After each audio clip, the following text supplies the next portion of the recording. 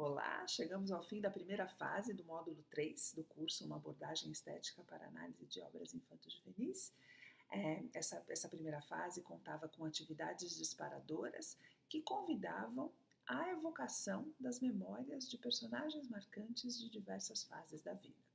Revirando então as nossas memórias, nós podemos entrar em contato com uma série de questões e com personagens incríveis, uma galeria muito linda de personagens que seguramente vai abrir as portas para que os conteúdos dessa fase entrem com força total, não é?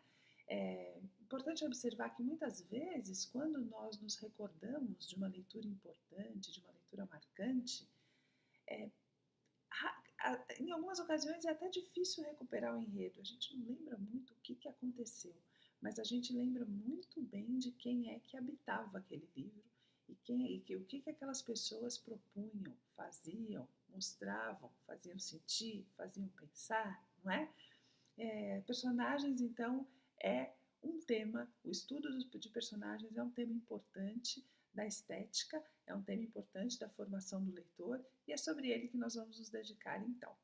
Eu gostaria de comentar os depoimentos da galeria de personagens marcantes, por enquanto, e mais para frente nós vamos voltar à galeria de animais e seres inanimados, porque esse é um tema bem relevante da literatura infanto-juvenil, embora não tenha tanto a ver com Ponte para Terabithia.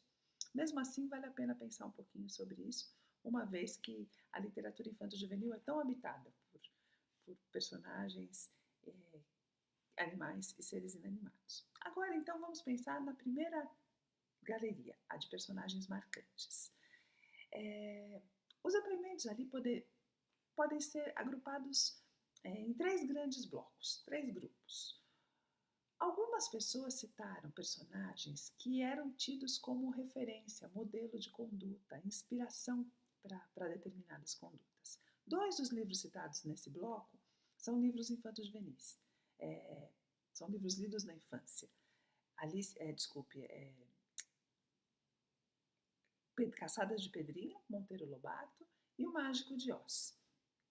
Sobre Pedrinho, o que se diz? Pedrinho, em especial, com sua coragem, travessuras e aventuras, mudou e melhorou meu jeito de brincar. E sobre Dorothy? Pois é, Dorothy viveu tudo isso e eu vivi essas aventuras todas com ela. Depois de imaginá-la no livro, tive a oportunidade de vê-la na TV. E ela é linda, não é? Então vejam, são memórias de infância.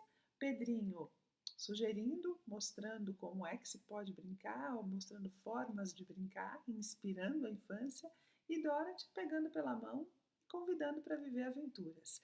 É interessante que são dois livros muito orientados para a ação, não é? Tanto o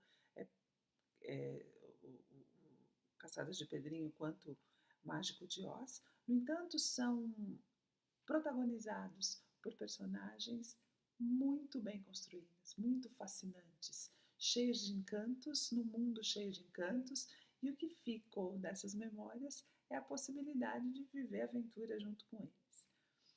Um terceiro depoimento também desse grupo tem a ver com outra fase da vida, a chegar ao final do ensino médio, começo da vida universitária, e a descoberta de um mundo adulto, um mundo que está ali para ser ocupado, e a leitora entendendo como é que se ocupa esse espaço no mundo adulto, até que uma personagem dá algumas sugestões, né, alguns modelos de conduta. E o que a leitora diz? Sabia que não queria mais a terrível limitação de viver apenas o que era passível de fazer sentido. Queria uma verdade inventada. Queria a existência. Ser Lorelai. Lorelai, de Clarice Lispector, ocupando o mundo dos adultos e dando modelos de como aquele mundo poderia ser ocupado, não é? É um bloco interessante aí, então, de memórias que tem a ver com modelos de conduta, com inspiração, com apontar caminhos. Um outro bloco é mais voltado a lembranças que se relacionam à empatia, à possibilidade de entender o outro, personagens muito complexas, com muitas ambiguidades, com muitas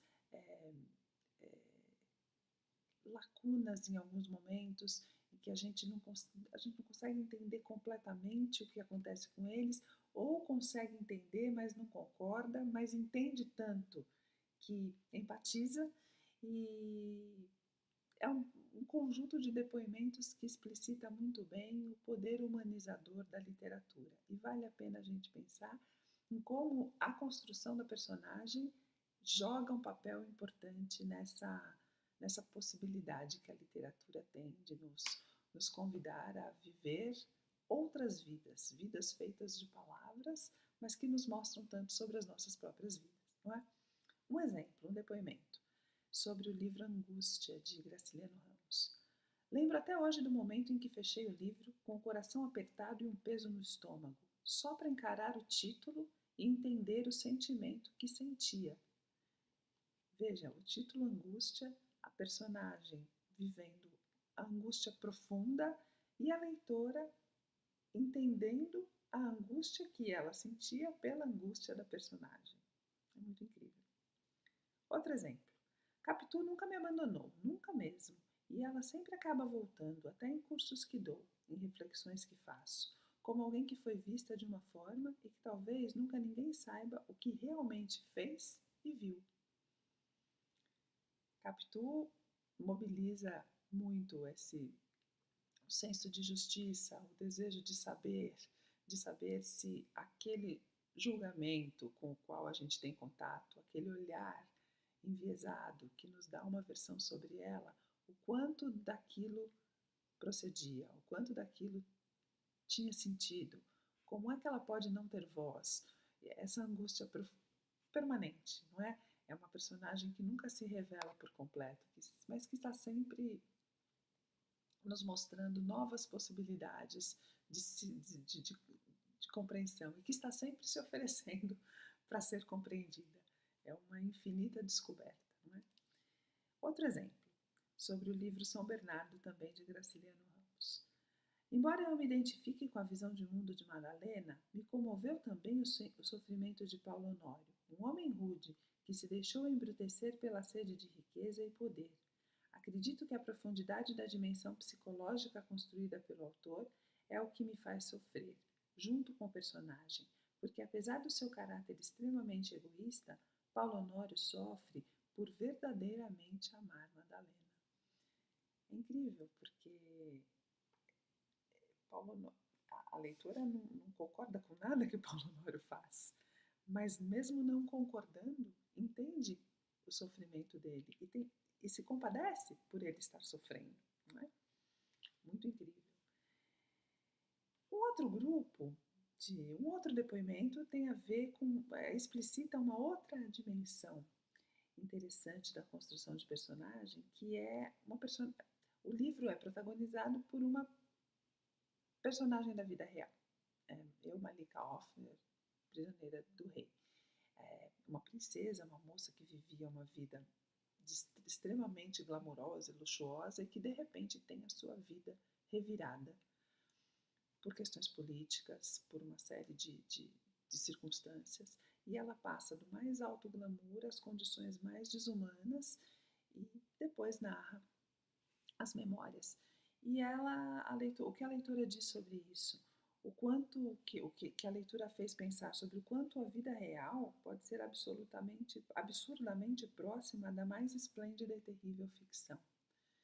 O quanto a vida real parece ficção e o quanto às vezes a ficção parece vida real e, enfim, a vida imita a arte imita a vida e essas instâncias se alimentam lindamente, não é? Ali a personagem de repente é jogada para uma nova circunstância, de repente, não mais que de repente, e essa situação é tão mobilizadora e a gente vai lendo e pensando que nem parece que é verdade, mas é verdade, não é?